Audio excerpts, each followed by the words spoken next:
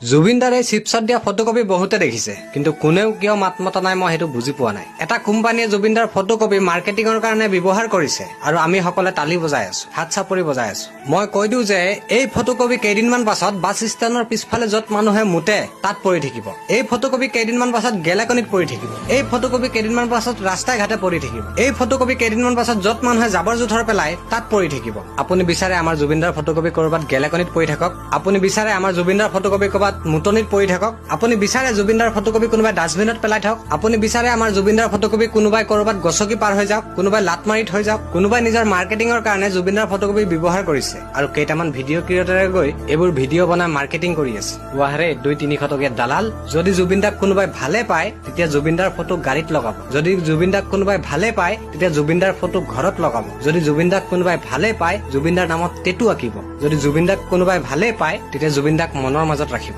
এনেকৈ চিপছৰ পেকেটত নহয়, কিবা প্ৰডাক্টৰ পেকেটত নহয়। মানুহজন জীয়াই থাকোতে তেওঁ সহজ সৰল মনটো পাই সকলোৱে লুটি পুটি খালে, দুহাতেদি টানিছে। কোনোবাই যদি মোনাই দি নিছে, কোনোবাই বস্তাই দি নিছে। খালি মই হাতযোৰ কৰিছো, মানুহজনক মৃত্যুৰ পাছত শান্তি দিয়ক। তেওঁৰ নামত পইচা নুলুটিব কোনো। পইচা কামানি কৰিবৰ বাবে তেওঁৰ নাম ব্যৱহাৰ নকৰিব। পইচা ঘটিবৰ বাবে তেওঁৰ নাম ব্যৱহাৰ নকৰিব।